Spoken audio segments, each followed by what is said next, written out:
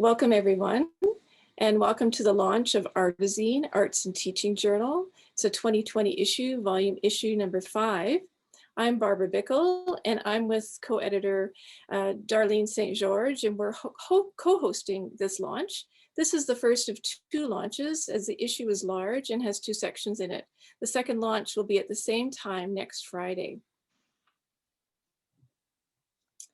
So the editorial process and design of this issue of Artizein took place on Alberta lands in Canada.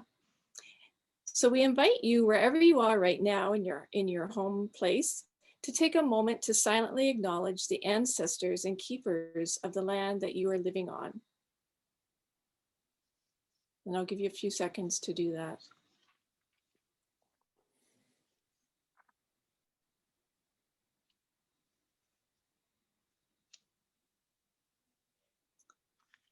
And then Darlene's going to share a land acknowledgement of the traditional territories in Alberta where Artizein was created by us because we're both living in Alberta.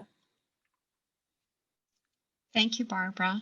Oki and welcome.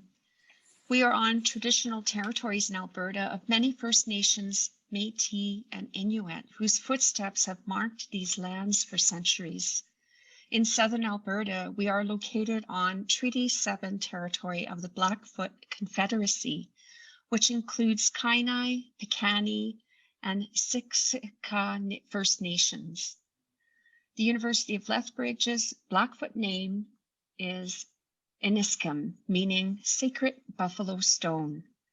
We honor the Blackfoot people and their traditional ways of knowing and caring for this land, as well as all Indigenous peoples who have helped shape and continue to strengthen our communities. We also acknowledge that the city of Calgary is homeland to the historic Northwest Métis and to the Métis Nation of Alberta Region 3. I would like to also acknowledge the Métis Nation of Quebec, of whom I am a community member. Thank you, and I will hand it over to Barbara.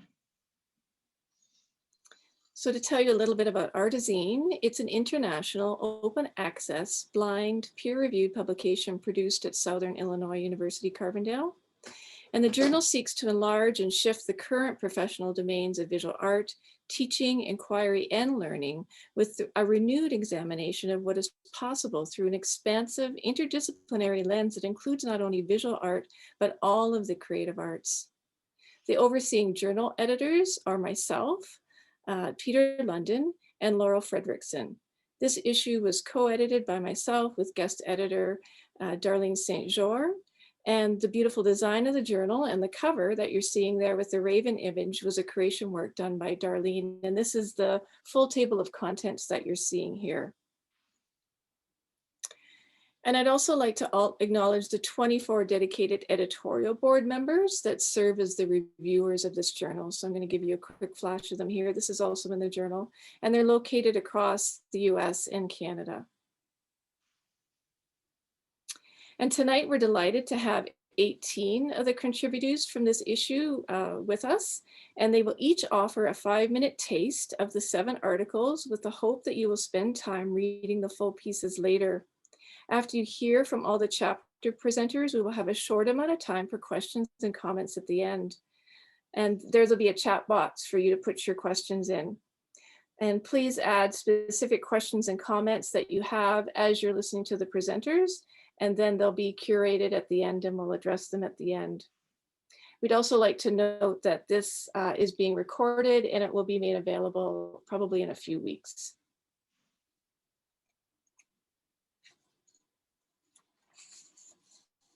And I'd like to introduce Wendelin Bartley. She's going to ground us for our time that we will be together this evening for the launch.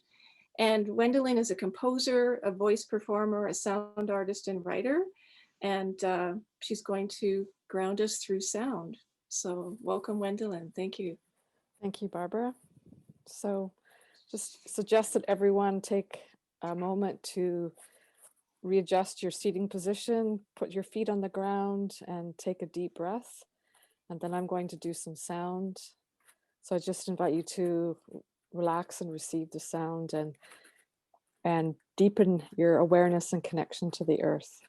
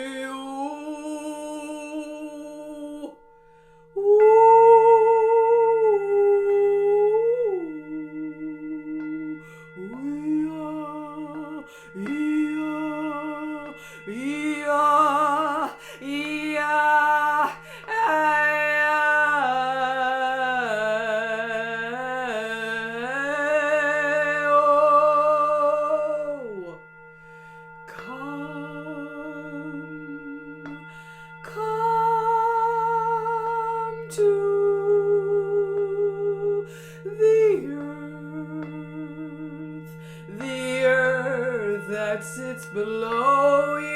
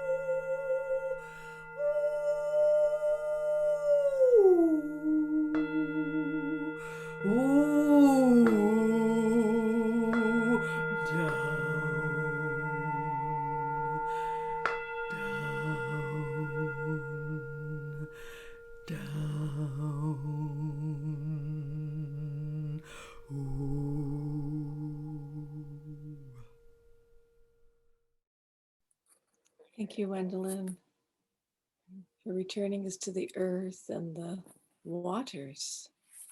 Beautiful image. Thank you for sharing that. So Darlene and I are going to offer some insight into our editorial process next, and we're going to share a few words. It's actually from our editorial introduction, which is entitled Curating as Compassion. Editors, similar to curators, have a significant role to play in what is published and how author-artists are held as the blustering winds of the publication and exhibition process unfolds. In the prior 2 issues of Artizein, guest editor Susan Walsh, who's here with us tonight also, and myself described our editing process as a feminist, relational, co-evolving model of generative peer dialogue. This newest issue builds upon that feminist relational model and swerves it toward curating with care and compassion for restoration and transformation. The definition of the word curator includes one who cares for, care for the collection of art and writings in the issue in an aesthetic and ethical relational paradigm, includes care for both the creation and the creator. In conversations with the authors during the editing process, one author shared that this way of curating a journal is a needed alternative to the traditional gatekeeper role of the editor in academia. We believe that the researcher, viewer, listener of the offerings in this issue will also be impacted by the field of care that was established in the full editing process. Darlene's going to next share a little bit more about our curatorial process. Thank you, Barbara. So in our editorial process, submissions went through the traditional blind peer review. Once accepted, however, the authors worked closely and in dialogue with us as the editors along with other editors. We at times restored and at other times transformed their pieces. Leslie Sotomero, a contributor of this issue, used the term curator to describe the actions of an educator who is creating, implementing, and sharing a pedagogical approach that centers on co-creation of knowledge with care and stewardship. We echo her description and share below the steward process that we engaged as editors of this issue in a manner that contemporary feminist curators describe as taking care to power. So our foundational tenets included a gift economy as a foundation for building a creative scholarly circle of care, criticality, and connectivity, the inclusion of emerging, mid, and mature scholarly and creative contributors, a relational ontology, not being in denial of the time of atrocity we are living in, addressing aesthetics first, with ethics emerging from the aesthetics, and lastly, politics, with a return to aesthetics at the end of the process. And this process included editors not as gatekeepers, but as nurturers of the individual and their story or stories, the curatorial mentorship with development of the capacity of artist-author, and bringing forward the aesthetic and academic strength of each article, poem, essay, or visual essay. And lastly, keeping the issues current and context relevant for the artist teachers working in today's world. So with that introduction, let's begin with the authors and artists themselves. So we're going to open with our very first piece, which is from the Contemplative Arts Collective, which is actually a large group of 19. And it's a found poem that opens the issue. And it was written by all the contributors from the prior Artizein issue. That was co-edited by Susan and myself. We each contributed to this found poem, and Susan crafted us together in her beautiful way. So we have 9 of us here, or I think maybe 7 of us here tonight that are going to perform the Metasage found poem that opens Artizein.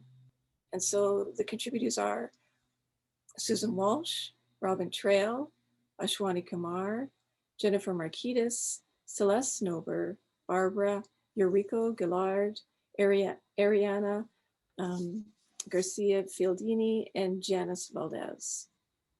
And I believe that's everyone. If you could Great. confirm, Barbara, please. I think so. Yeah, we had a few people that were missing, but they're in the poem. Okay. So I'll begin with an introduction. So a group of 20 artist researchers composed a found poem from our contributions to a 2-part special issue of Artizein entitled An Arts-Based and Contemplative Pause. The special issue arose from the 2017 Arts Pre-Conference event in Toronto, where a vibrant group of approximately 50 artists, researchers, and teachers gathered together for a day-long pre-conference retreat.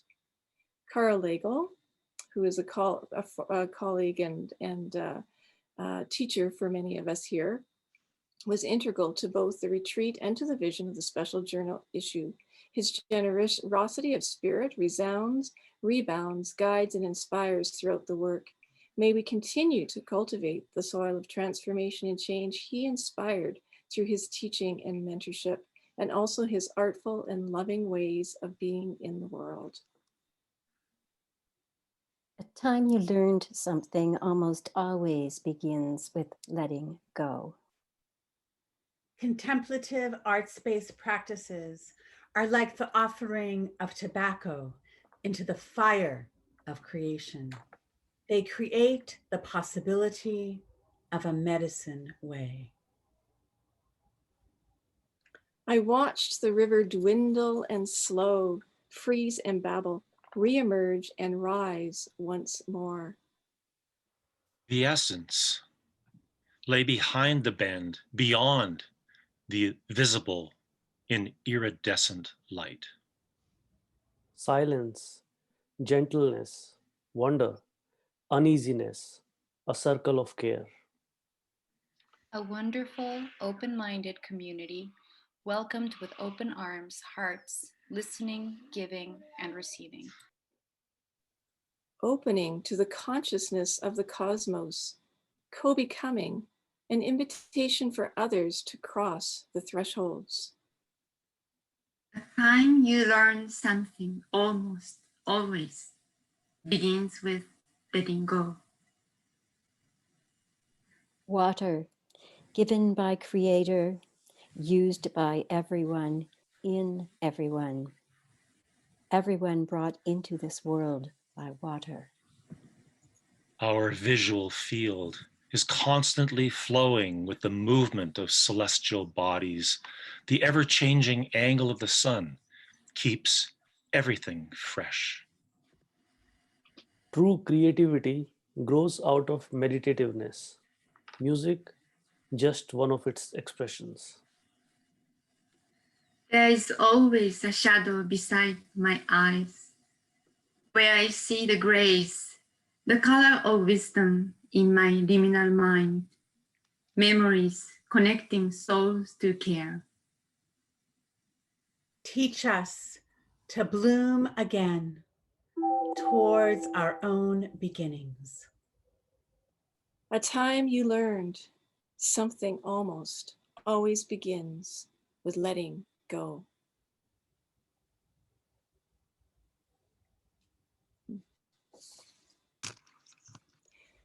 Thank you all for that beautiful, beautiful found poem.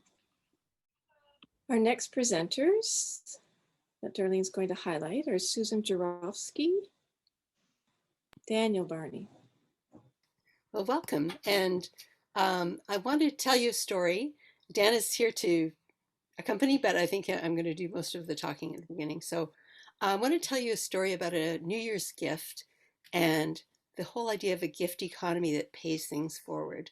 I'll talk a little bit without sharing the screen, and then I'll share the screen to show you some images in a poem. So this story began in 2014 when a friend of mine, Mir Gerard, who's a professor of painting at East Tennessee State University, put a really lovely challenge on Facebook. She said she promises to make a small work of art for the first 5 people who commented, and she invited us to do the same. And so I joined this right away, and then Mira sort of reflexively joined my list, and so did Dan, and so did several other friends. And this began a gift economy where it's gone on till this day, and we're giving each other gifts of small works of art that are collaborative with one another. And so when we began to write this up for Artizein, we looked at ideas about a gift economy. What did it mean? And especially the idea of paying things forward with a gift economy. And we started with some sort of well-known classic works on the gift economy. Marcel Mauss's 1925 book called The Gift. And I'll just say a few things about it because it's fairly well known. He influenced Lévi-Strauss, Bourdieu, Bataille, and Hyde later on. And Mauss looked at anthropological works of the time in the 1920s, which we may or may not like as much anymore. But it was looking at potlatch traditions all around the world and talked about gift giving in a potlatch kind of culture. And he said to give a gift is to give part of oneself. One gives away what is in reality part of one's nature and substance. And when you receive a gift, you receive part of someone's spiritual essence. In the 1980s, Lewis Hyde wrote a book called The Gift, Creativity and the Artist in the Modern World. And he talked about gifts as having energy that moves among people. So he said gifts are not commodities to be hoarded or to be bartered. A gift goes around a corner and out of sight into a mysterious unknown place. And there's an almost magical sense of paying it forward to people that one doesn't know, who might just need that gift at exactly the time it arrives. He said the gift moves towards the empty space and to the person who's been empty-handed the longest. And that when we work as artists, for example, a painting doesn't empty the vessel from which it comes. When one makes a painting or a poem, you don't know where it's come from and you don't know where it's going. During this COVID-19 time, there's been a lot of examples of this kind of paying it forward gift giving. And one example came from the Canadian Broadcasting Corporation News in May of 2020 about a guy named Bradley Harder. He started a YouTube channel called Cooking Without Pants, and he was showing people how to make different kinds of food at home. He started baking pies and giving them away to people. And suddenly there were groceries and money showed up at his front doorstep so that he would use it to make more pies. And he's given away, at that time, he'd given away at least 200 pies. And he said, do what you do, give it away for free. It will come back to you, I swear. He says it's a bad business model on paper, but it works. People are good. So I want to focus on some women who have been writing about this pay it forward gift economy in recent years. Robin Wall Kimmerer, in her book Braiding Sweetgrass from 2013, talked about wild strawberries as the first gift. And she said it was like a world of gifts just scattered at your feet. The gift comes to you through no action of your own. It's free. It's moved towards you without your beckoning. It's not a reward. You can't earn it. You can't call it to you, and you don't even deserve it. You should just be open-eyed and present. And she said the strawberries will teach you how to give back to them. So the strawberries give to you, and by observing them and opening your eyes to them, they will teach you how to give back to them. In her cultural tradition, their traditional sweetgrass pickers never buy and sell sweetgrass for money, and they never take more sweetgrass than they need. You collect the sweetgrass with proper respect, and you offer a gift back to the earth. She said, if we hoard the gift, we become constipated with wealth, bloated with possessions. We become too heavy to join the dance. So the circulation of the gift is what's important. And then we looked at Genevieve Vaughn and at Nene Jordan, who write about maternal roots of the gift economy, and Nene wrote a book called Placenta Wit, or edited a book called Placenta Wit. And it's talking about mothering. So being a mother or a parent or a caregiver or someone in that role as mother, give the gift of life, birth, nurturing, and teaching babies and children. And there's no recompense for it. It's not being paid back. It's a gift given forward. And she said that patriarchal payback exchange economy is parasitic upon the matriarchal gift economy, selling its gifts as commodities. And this is how children learn to trust and attach themselves to the world, by receiving all these gifts for free. And Nene Jordan extends this to the earth as our mother that gives us generously, reflecting the kind of words of Robin Wall Kimmerer. It's not an exchange economy. You don't have to pay anything back. There's no revenge. There's no debt. But much of human life is commodified through exchange and market economies, so that the free goods of earth itself have costs in their exchange value.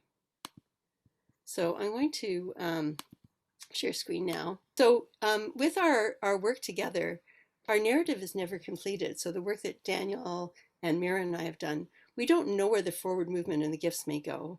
We keep creating new collaborative works, and it regenerates both givers and receivers. And there's a kind of mutual responsibility that gives us the sweet obligation to return the gift, and that creates more gifts.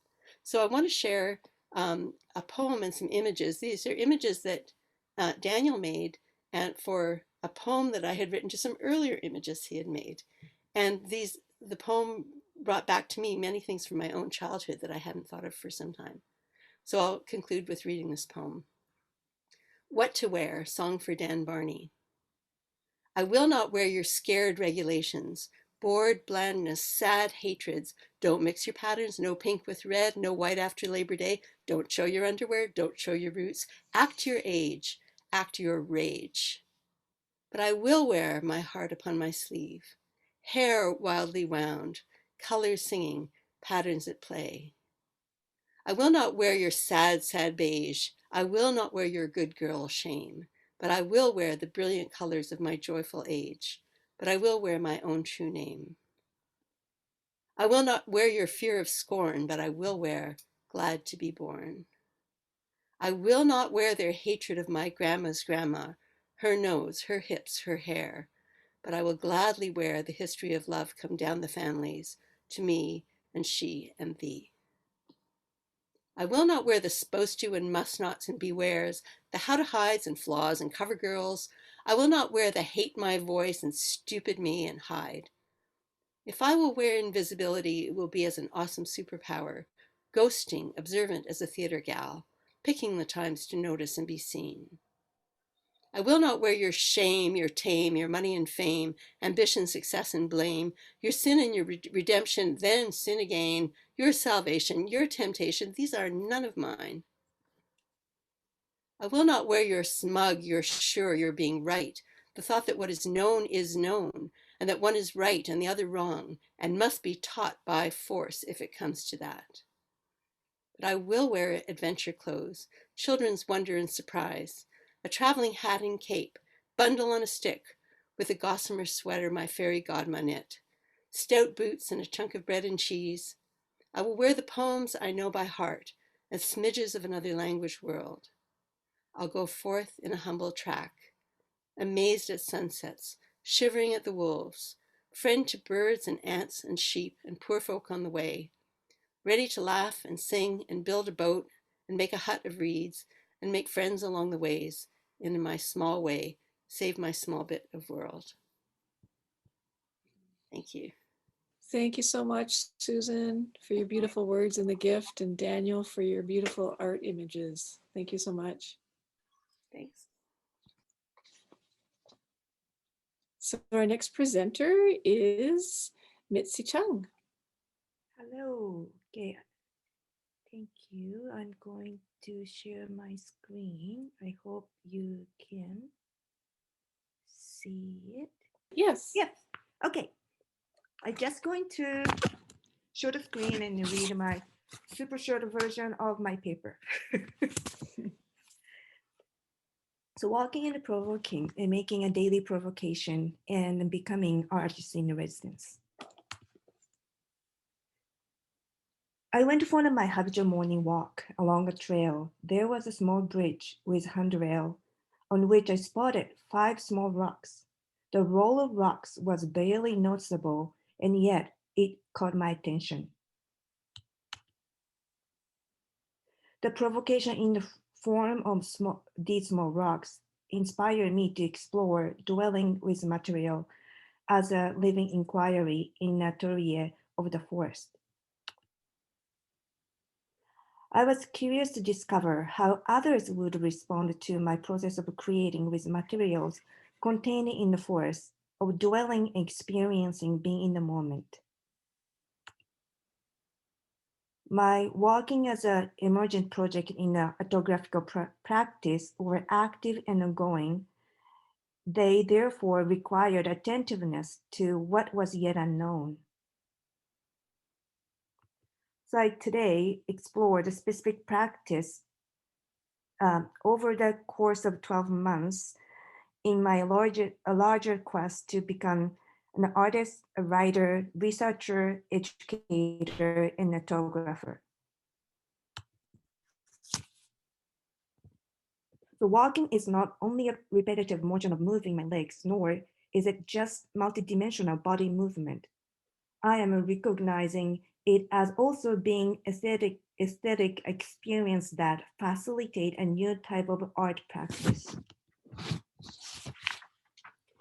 Any act of engagement will occur in between open space, whereas knowing is situated within the middle and on the edge. Should I therefore regard these open space that occur within a provocative action as invitations? My attitude artwork in nature has been largely influenced by Andy Goldsworthy, a British artist. And my intention with each artistic provocation was not to copy or mimic his artwork visually. Rather, it was to have an encounter with natural materials and to emulate Goldsworthy's way of being and making artistry in a public open space. This mode of ongoing questioning, questing, being and dwelling allow me to continuously move to the next level of being artist, researcher, teacher, and learner, rather than maintaining the same perspective and position. Shifting the knowing of myself to being an artist in my neighborhood moved me closer to what autographers practice in their need to share a sense of being with others and their learning processes, strategies, and sense of wonder. Through this ongoing walking inquiry, I have shared my sense of being, which involved acting and reacting with others through my artistic creations.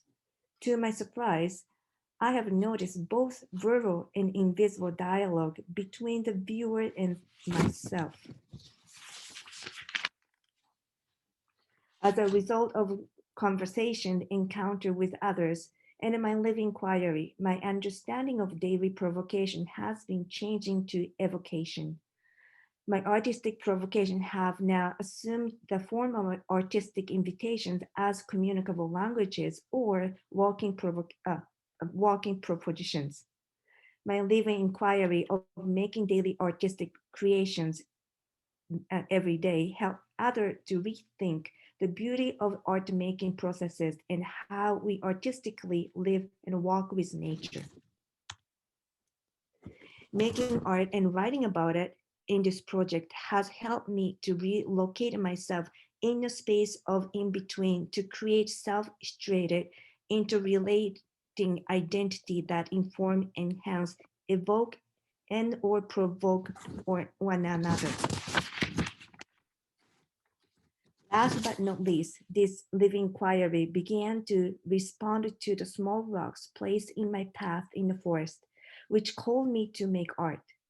The rocks mark the beginning of my autographic inquiry through my shifting into poetic provocations and exploration of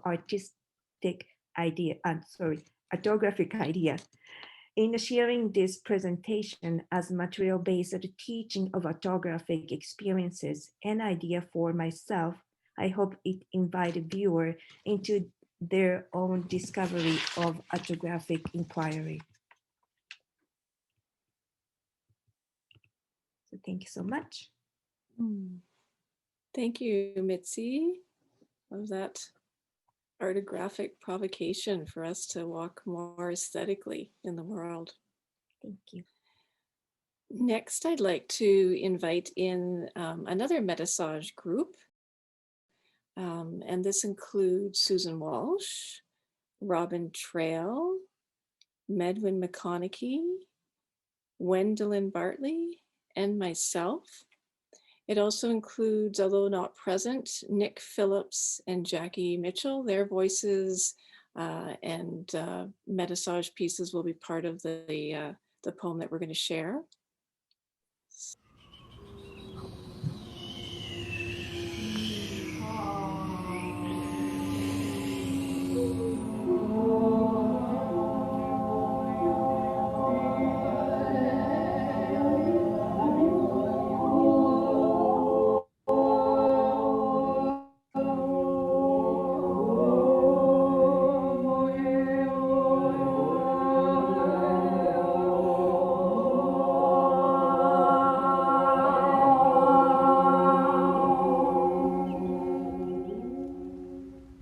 Seven artist researchers practicing contemplation, art. Pagan, witch, spiritual feminist. Mi'kmaq, Tibetan Buddhist. All sentient beings, the earth, beings in the spirit worlds. Interconnectedness.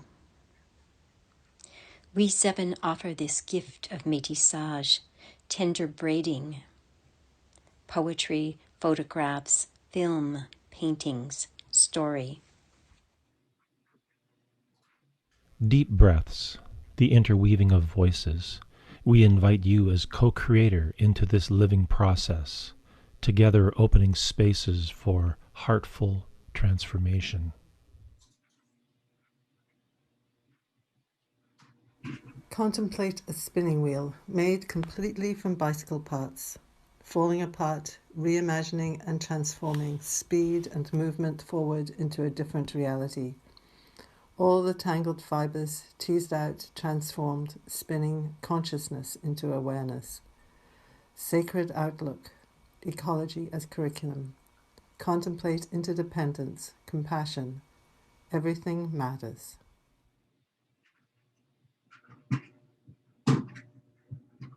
Absent from light, harmony, peace, and resilience. Watch me as I ignite my flame from within. I find it with my yearnings to learn my cultural ways, my need to understand who I am and where I come from. Red, the color of my skin, the passion for fighting for what I believe in. Turquoise, to bring me healing. Yellow, to shine a light in the darkest places of all. The flame begins small, like a small spark, and progresses to a flame of resilience and love, finding foundation. Crystal snow, early afternoon light, dryness of prairie air. Scamper etchings of mice. Winter sun warms my head, my hair. I breathe light, radiate within, beyond. In the crisp stillness, a drumming sound, fast flashes of black, white, red, trunk of dead birch tree, large, small chunks of bark fly into white.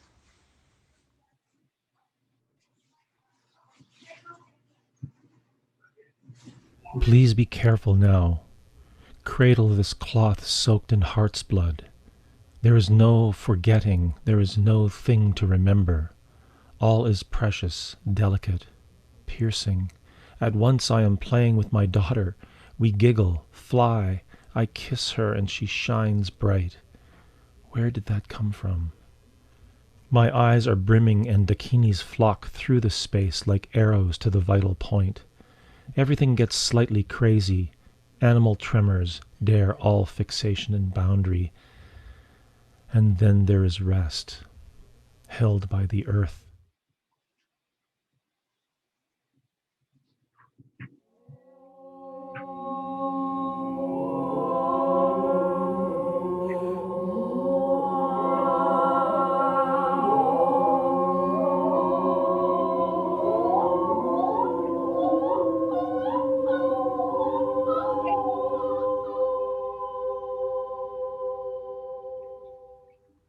Walking with you, my ancestor.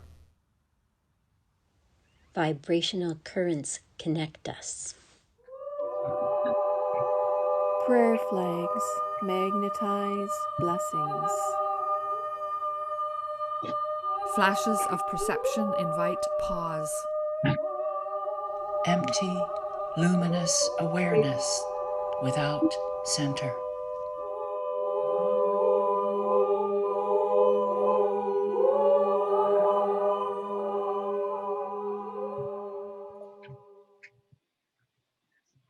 Thank you all. That beautiful moment of Metasage pause in there. So I'd like to introduce the next presenter, who is Hallie Morrison. Hello, everyone. Hello. I will kind of fly through what my article covers from a teaching artist project in Chicago. I'm a teaching artist, an independent artist scholar. My background is in teaching artistry and mostly supporting nonprofit organizations that support marginalized communities. So in my article, Co-Creation with Youth, Teaching Artistry and Art Outreach Programs, I focused on large-scale painting projects. This is something that I'm trying to articulate and make very accessible so that anybody can feel empowered to go and spontaneously create on a larger scale, specifically with youth, for the connected learning opportunities that I've seen it bring to youth. Some of these connected learning opportunities have been magical and have lent towards civic engagement, academic success, professional opportunities, community building, intergenerational connection, and a power leveling in student dynamics. Since facilitating large-scale painting projects for youth groups, I wrote this article to capture some of my methods. So specifically with the Chicago Opera Theater, as a guest teaching artist of scenic backdrops, I wanted to emphasize these meaningful potential opportunities, especially within the historical lack of support for arts programming in Chicago public schools. The Chicago Opera Theater has a program called Opera for All, and it is an art outreach program that highlights all the disciplines of opera. So there's a lot: costume design, scenic design, vocal performance, choreography. There's so much.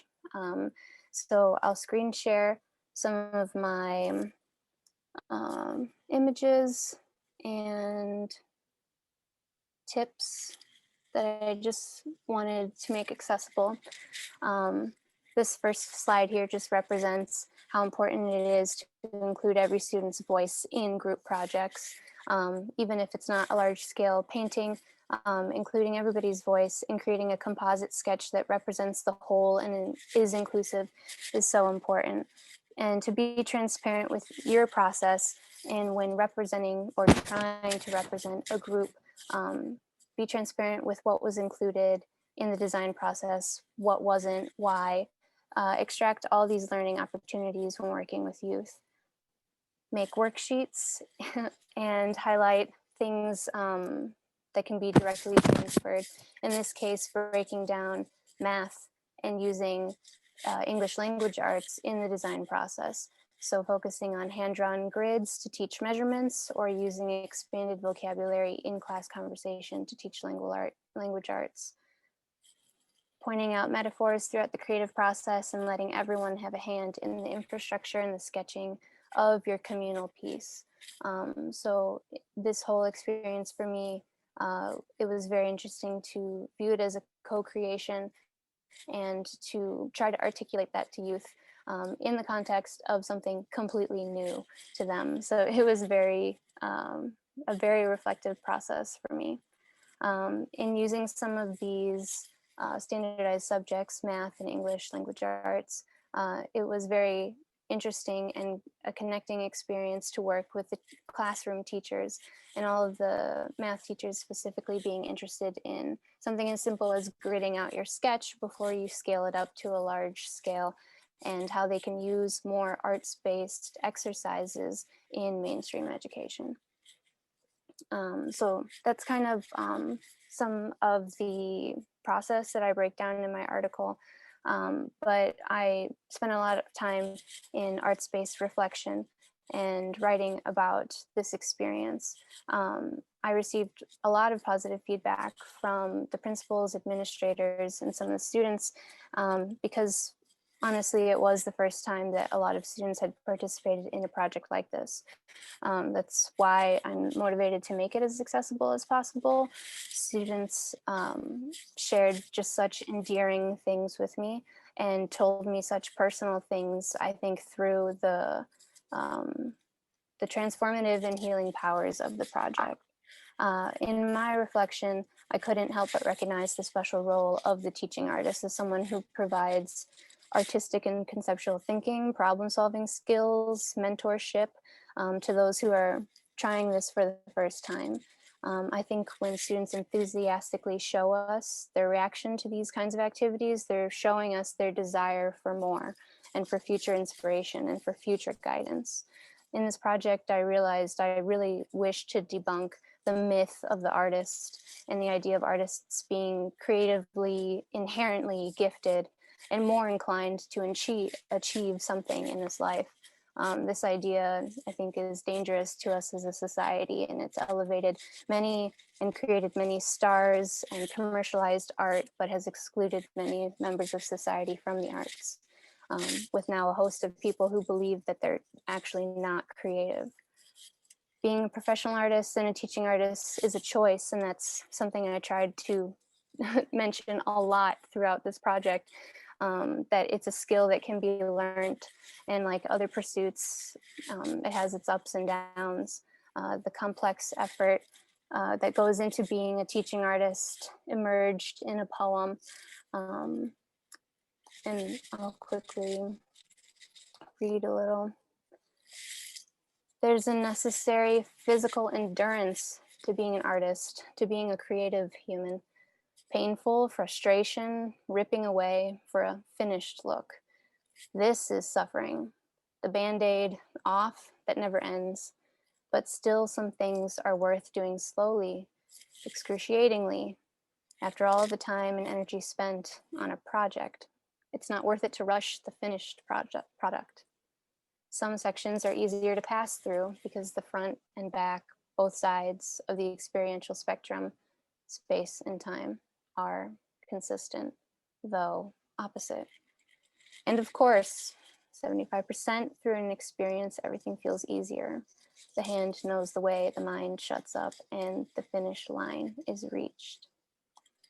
This was something that as I was creating this torn paper collage on the left emerged, and so I had written it on the back of the piece.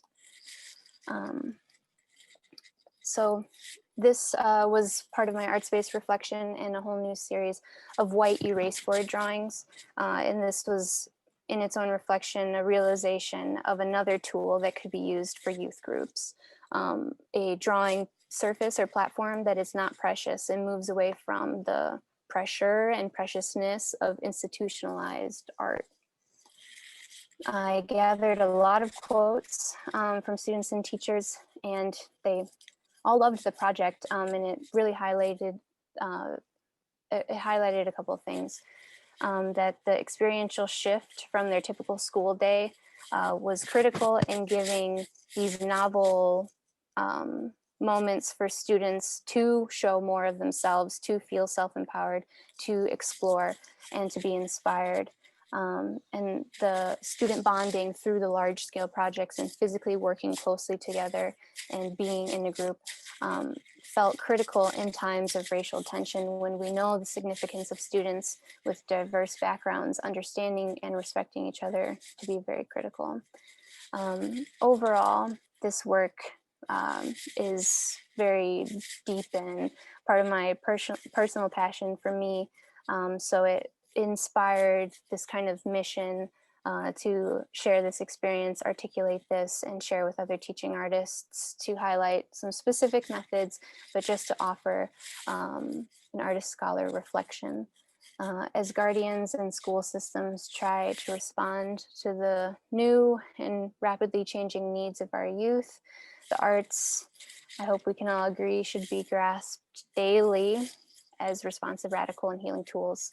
The many disciplines of movement, music, and visual arts have been important and are arguably more important in youth experiences today.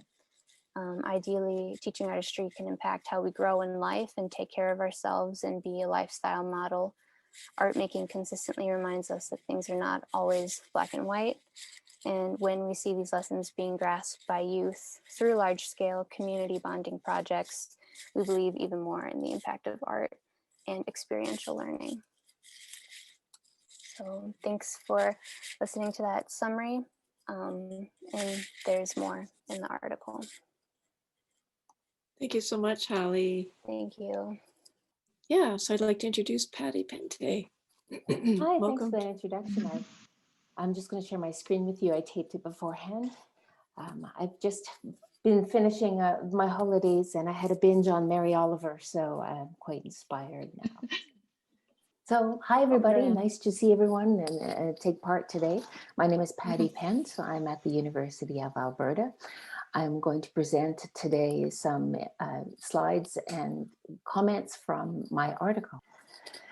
So this was based on an art performance that I did, and it was inspired by a number of different both technological and physical entities. So this art performance taking place in the field considers both the seen and the unseen, including the forces of the earth, the geolocative radio signals of GPS, and the history of this particular place. I offer this visual essay as an expansion of landscape art that reconfigures a scene, if you will, to include the non-human, material agency within invisible elements, communication that exists all around, and in the body technology in place.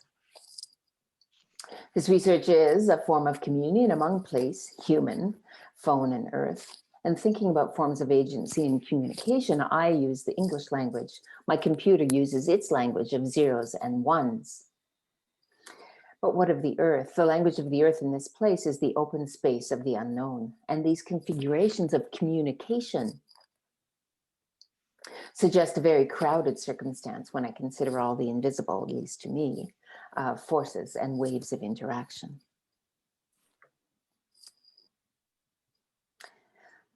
On one level, the digital phone becomes an analog tether attaching me to it physically. I collect data on the phone through digital photography while the phone collects data on me through GPS. But again, what of the earth?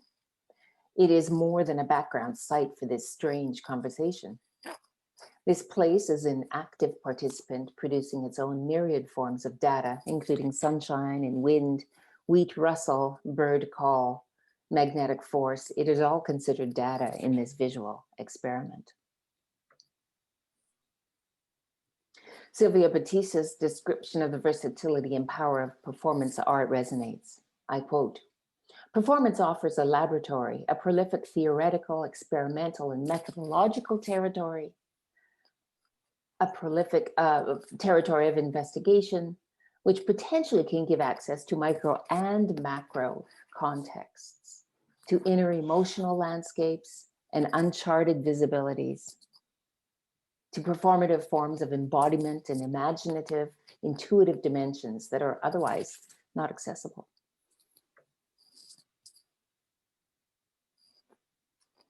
This research is informed by posthumanism with an emphasis on material agency.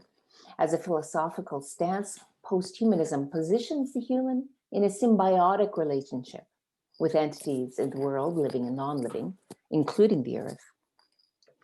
Non-human in the context of this research includes the molecular level of the land with its soil, plant, and animal, as well as the digital elements such as the phone, frequency of radio waves, etc. And enriching this Western academic perspective of material agency that has become so prominent in literature are the more established indigenous ways of knowing in terms of place that have always understood the shared nature of material agency within the land. Indigenous perspectives recognize the non-human or more than human agency long before it became popular in Western academia. Art education research that includes such site-specific performances such as this expands the potential for transformative learning in the artistic performer and potentially in the viewer as well. As Lang notes, quote, "To foster relationally based transformative learning is to create disturbances, not casual interventions, and to help trigger a process of emergence through which meaningful ideas or practices circulate through feedback loops and communication networks."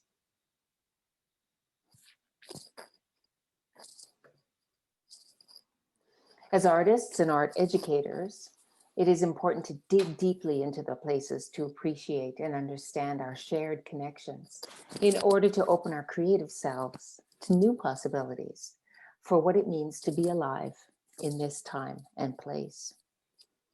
For me, the motion and the movement of my body, vibrations of the tether, and the continued signals of the phone represent a kind of slice of contemporary life in relation. Well, I leave you with this one last image, inspired, as some of you might be aware, by Ansel Adams Photography. Thank you. Thank you, Patty. Thanks. Great. So that was our last presentation. And yeah, I'd like to say thank you to all the authors for those presentations. We can now open for questions, and we've probably got about 8-9 minutes for questions and discussion. I know it's short, but I encourage you to go back in and check out the journal and contact authors individually as well, if you'd like to. And so I'd like to bring everyone back onto the gallery screen, all the presenters, and you can take your mutes off, and Darlene's been fielding questions, or if any of the attendees have any questions that they want to share, you're welcome to do that, or we can have questions for each other or comments for each other as well. Thank you, Barbara. There wasn't any questions that came up. Otherwise, we're getting a lot of comments, if you can see in the chat, about the presentations and so on. I have a little practical question. I think it's to Medwin. Whoever it was who made the spinning wheel completely out of bike parts, tell me about that. Wasn't me. Or was it you? No, no. Anyone know who that was? Susan, can you? That was Jackie Mitchell. It wasn't her that made the spinning wheel. I think it was her brother and his partner who live in the very north of Scotland, on an island north of Scotland. And Jackie was visiting them. Amazing. I just wanted to read a few nice comments from Alex Fedek. What a beautiful compliment to the journal, the layers of voice and photography, even shifting light, inspirational to all. Another, such wonderful, beautiful, and thoroughly provoking work, everyone. And that was from Adrian Adams.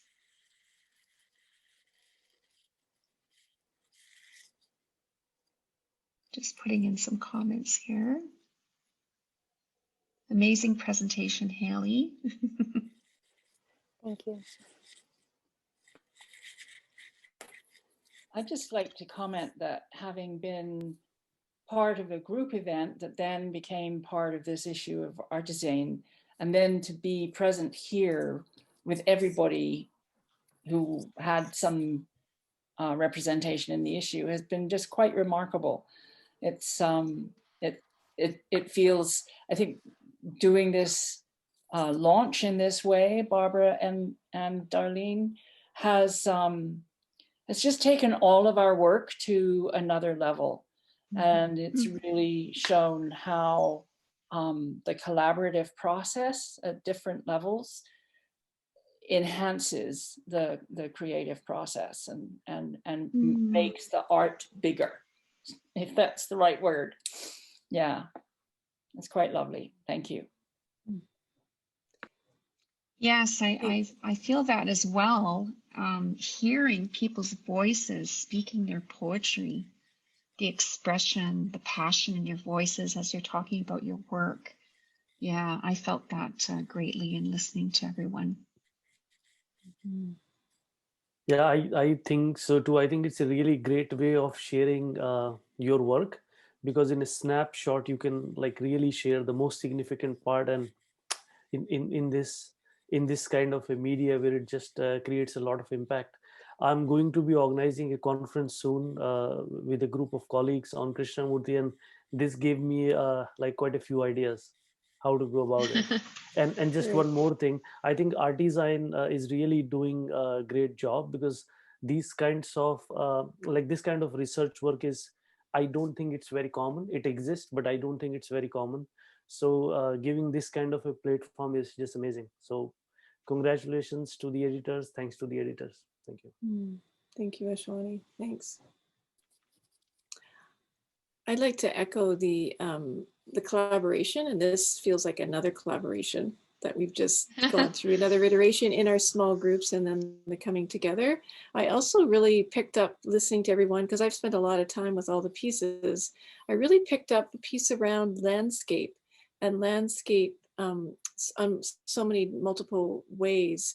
You know, Mitzi's, you know, art in the forest, and then I think of Patty's digital technology on the landscape, and then I think of the landscape that appeared in so many of the poetic pieces as well, and just the landscapes of our lives. So that's just a theme that's kind of come forward for me that didn't come forward so much when I was editing the journal, but I'm hearing it as people are speaking and presenting.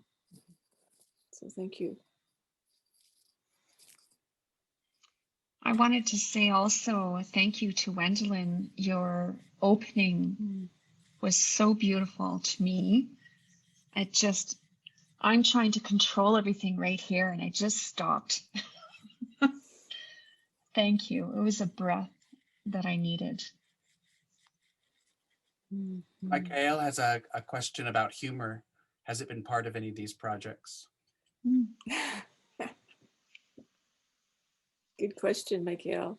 Well, I guess I would say that my whole project was kind of tongue-in-cheek in some ways, as I just physically played around with tying myself to my phone and using GPS as well. So I always approached it with a certain sense of humor, I guess. Yeah. I found humor to be really important in the classroom as a guest coming in and having to kind of entertain at the same time, do this project, share some little deep tidbits. What? That was over our heads. Okay, like, and that teaching artist experience, I think, reminded me of a bit of the performance I feel when teaching, and I use humor a lot.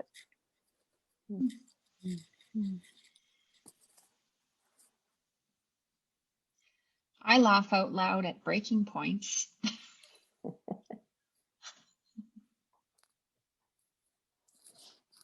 I'll just read a few comments in the chat from Nene. I love the editor's articulation of the curatorial practice as care and nurturing. This is so exactly needed now for a more healing education. Thank you, Nene, for that. I think that also comes up in even this launch, creating the space. To me, the land acknowledgement and connecting with the land is a piece of creating that spaciousness and that healing. And then I know a number of the pieces had this spaciousness in it. And then having the grounding as well. And I think we all need to be remembering, we need to be multiple times grounding during the days as we are living online so much, and remember that our feet are still on the ground and connected to the earth. Yes, thanks, Nene, for bringing up that nurturing part. I have another one that I'd like to read from Marna Hawk. I'm going to take with me that moment in one of the pieces when the flickering light with that emergent earth choir on the grasses felt like the earth itself in multi-symphony. In the metasphere, the pieces together sing these deeper harmonies, hearing the artists in this flickering tuning. Wow. Thank you, Marna. That's so poetic, beautiful. Wow. And I know that moment well. That's in Robin's piece of the video in the Metasage when the sound came in with it. I know Robin managed to like pair our wild sounding with his videos, done completely separately, but came together in a beautiful Metasage. Thank you, Robin. Do you want to speak to that at all? Well, I'd like to connect it maybe to the sense of humor. In a sense, that particular 20-second clip was profoundly unspectacular. It was, just sitting in the backyard looking at a patch of unkempt weeds. That's all it really was. And the sense of humor in the sense of the joke is on me, in the sense that as soon as I just sort of dropped whatever sort of big deal I was trying to capture and realized that the profundity of what I was practicing in my spiritual practice was just unfolding exactly in that moment right before me. And when I heard the music of the voices and had this sense of them channeling this, I don't know, either celestial and earthy wisdom and openness, I realized that they were just channeling exactly what I was seeing as an ordinary phenomena, just the power of the world as it is, simply all the time. And it's kind of funny. Thank you, Bob. It's kind of funny to realize that, you know, I've been ignoring it. Yes. And so hopefully today's, you know, presentation by everybody starts to open us up to kind of paying attention to the aesthetic that is always there waiting for us to tune into it in our world. So I need to bring it to a close, and Darlene and I have a slight closing to do. We're going to close with a last stanza from our editorial and from part of a poem by Carl Legel that's in our editorial introduction. And then I'm going to, as we say our goodbyes, I'm going to turn on Vicki Kelly's An Offering and a Prayer, which is in the Contemplative and Arts prior issue, and she offered for us to sail us out of this meeting. So you can listen to it till it's complete, or you can say your farewells and leave at any point. So those are closing. So at the heart of this collection are ethical relational entanglements.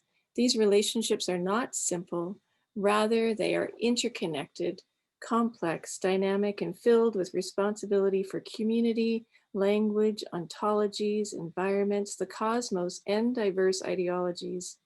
The contributions of this journal issue are a telling of stories of the self in relation that invite us to consider an embodied and inspirited way of being and becoming in the world. We invite you to wander through the issue and find sacred spaces for moments of pause, questioning, and reflection within your own life as artists, teachers, and learners in this world. And I'm going to read a poem from Carl, and I'm going to share my screen so that you can read along. And Carl was my committee member just before he passed, and inspired me greatly and still does. And Carl calls educators to consider what it means to be human in creation, what it means to live in relationship with all of creation, what it means to resonate with voice. And he says in his poem, if I can believe in an invisible net of worldwide interconnections in cyberspace, surely I can believe in the ecology of words and lines of care, born lightly in the heart, even the unbearable. I will hold my friends through blustery winds of winter into the promises of spring, as I know they will hold me in blood-beating heart and imagination and memory beyond, all counting of tense times, in tenderness only.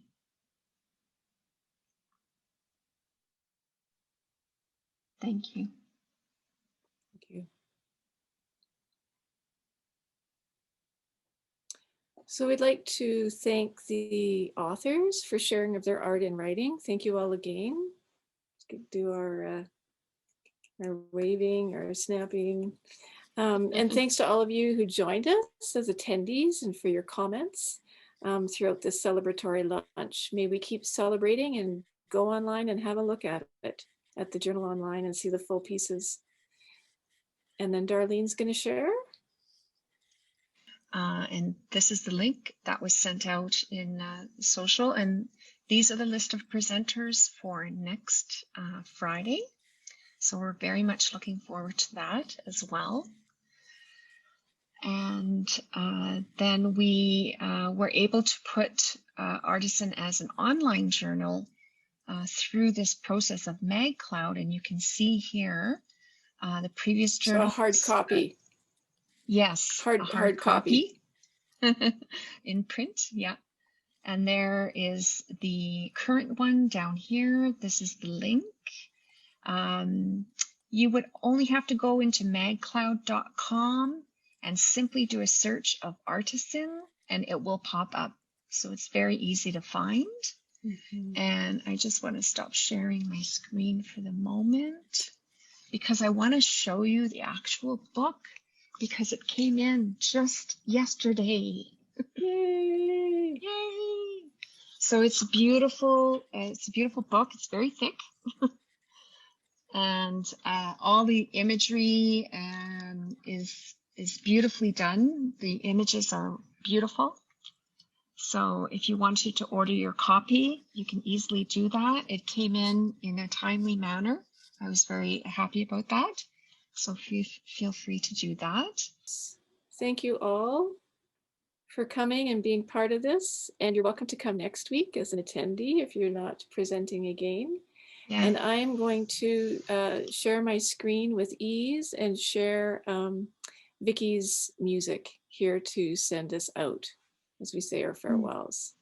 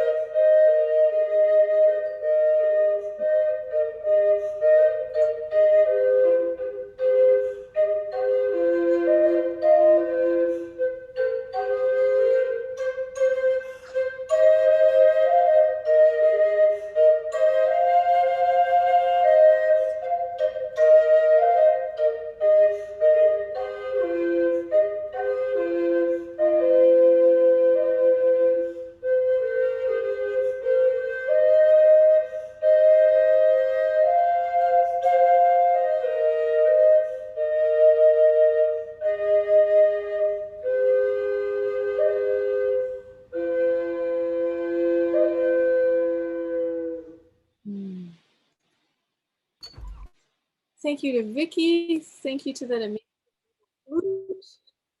To each of you. Yeah.